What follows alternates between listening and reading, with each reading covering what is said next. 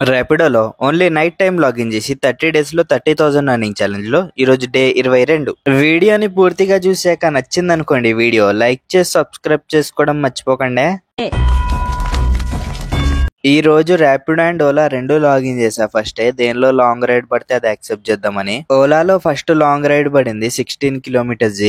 ఇంకా అదే accept చేసేసుకున్నా. Customer వాళ్ళ ఫ్రెండ్ వాళ్ళ ఇంట్లో శ్రీరామనవమి పండగ జరుపుకొని ఇప్పుడే వాళ్ళ ఇంటికి వెళ్తున్నాడు. 16 కిలోమీటర్స్ కి 160 రూపీస్ వచ్చాయి. ఓలాలో ట్యాక్స్ కమిషన్ ఏం కట్ అవ్వవు. సో ఈ 160 రూపీస్ మొత్తం మనకే.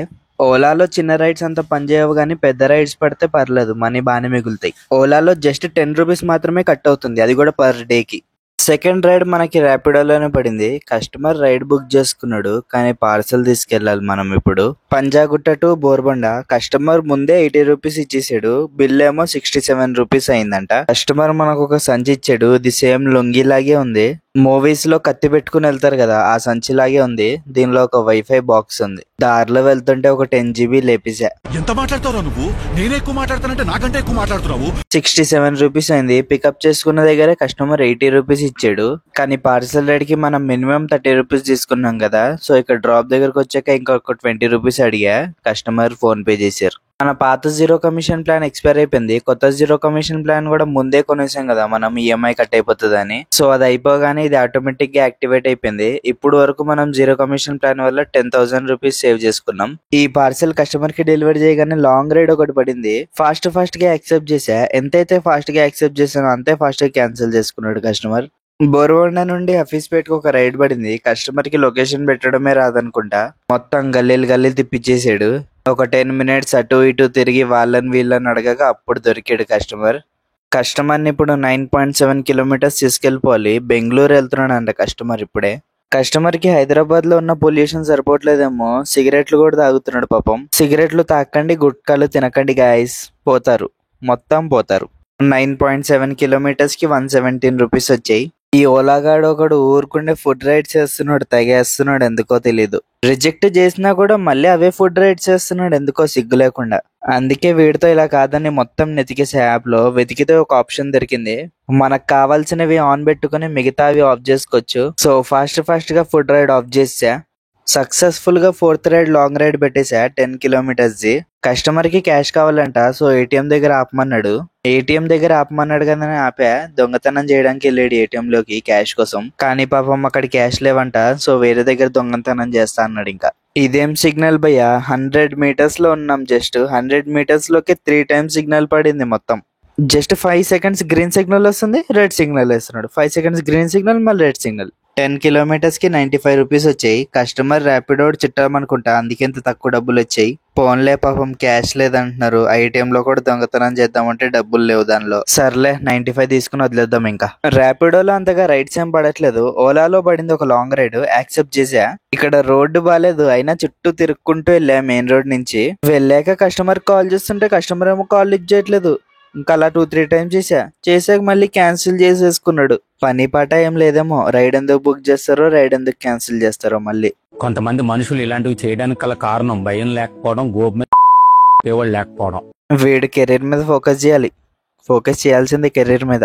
ఓలాలో మళ్ళీ ఒక రైడ్ పడింది. అది కూడా క్యాన్సిల్ అవ్వడానికి పడినట్టుంది నాకు. చికెన్ షాప్ అని ఇట్టాడు, శివాలయం ఆపోజిట్ అని ఇట్టాడు. కానీ ఇక్కడ చికెన్ షాప్ లేదు, ఏం లేదు. మళ్ళీ వీడికి ఎన్నిసార్లు కాల్ చేసినా లిఫ్ట్ చేయట్లేదు అసలు. కొంపతీసి వీడు అలెక్కి టీపికల్స్ వాళ్ళ పార్ట్నర్ ఏమో. చికెన్ వీడే సప్లై చేస్తాడు అనుకుంటా, అందుకే ఫోన్ లిఫ్ట్ చేయట్లేదు అసలు. ఇవి ఎక్స్పెన్సివ్ అన్నావంటే నీ అంత చీప్ ఫకింగ్ ఫెలో ఇంకెక్కడ ఉండడు. ఇంకా వెయిట్ చేసి చిరాకు వచ్చి నేనే క్యాన్సిల్ చేసా రైడ్. ఓలాలో బ్యాక్ టు బ్యాక్ 2 రైడ్లు క్యాన్సిల్ అయ్యాక ర్యాపిడోలో ఒక రైడ్ పడింది. ర్యాపిడోలో ఒక 7 కిలోమీటర్స్ అయినా 100 రూపీస్ వచ్చేసాయి కదా, అందుకే యాక్సెప్ట్ చేసా.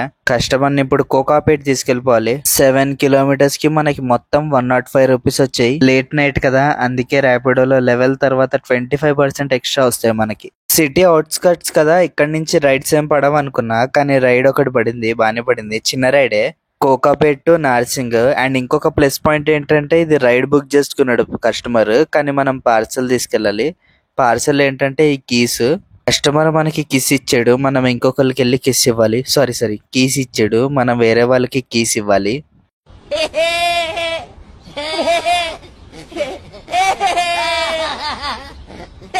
పార్సల్ కి ఎక్స్ట్రా అవుతుందని చెప్పా. అక్కడికి వెళ్ళాక 70 రూపీస్ చూపిస్తుంది కదా, 110 రూపీస్ అడిగా. రిసీవ్ చేసుకునే అతనేమో 70 చూపిస్తుంది కదా, 110 ఎందుకు ఇవ్వాలి, పార్సల్ అయితే ఇంకా తక్కువ చూపిస్తుంది అని చెక్ చేసాడు. ర్యాపిడో యాప్ లో ఎగ్జాక్ట్ లొకేషన్ పెట్టి తీసి పంపించిన కస్టమర్ ని లొకేషన్ ఏంటో అని అడిగి చెక్ చేస్తే 130 రూపీస్ చూపించింది.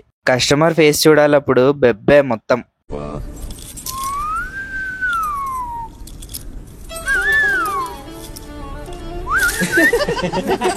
నెక్స్ట్ రైడ్ ఓలాలో చేసా. లాంగ్ రైడ్ ఏం కాదు, మరి షార్ట్ రైడ్ కూడా కాదు, ఒక 90 రూపీస్ రైడ్ అంతే.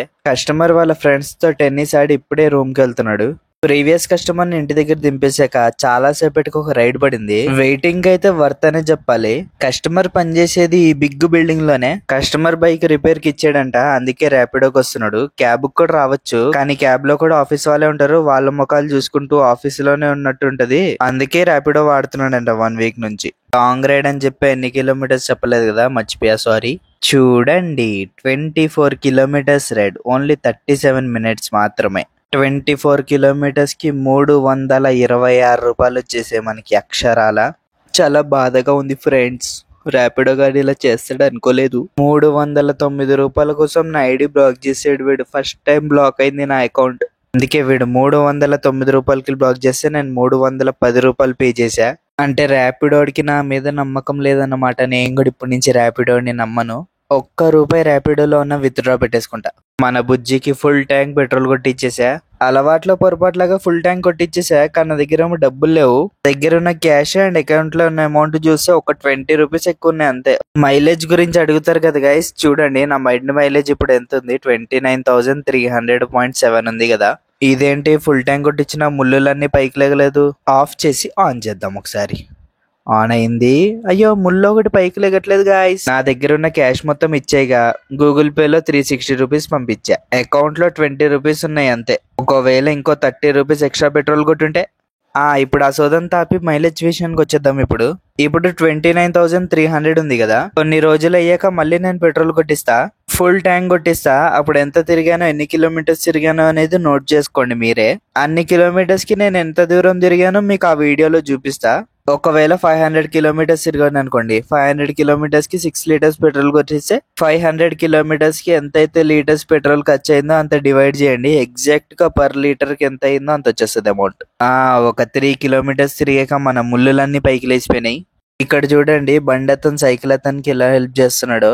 మనతో పాటు మనలాగే ఎవరైనా ఎదగాలనుకుంటున్నారు అనుకోండి, వాళ్ళకి హెల్ప్ చేసినా ప్రోత్సహించినా మన సక్సెస్ అయితే ఆగిపోదు. మనము సక్సెస్ అవుతాం, మనతో పాటు వాళ్ళు కూడా సక్సెస్ అవుతారు. సేమ్ వీళ్ళలాగే అన్నమాట. ఈ రోజు ఎర్నింగ్స్ వచ్చేసి 1010. నా బండి రోజు 7 అవర్స్ లో 9 రైడ్స్ కి 110 కిలోమీటర్స్ తిరిగింది. సో 1010 నుండి 160 పెట్రోల్ కి తీసిస్తే 850 మన సేవింగ్. 30,000 లో 24,780 rupees complete. Like and subscribe for day 23.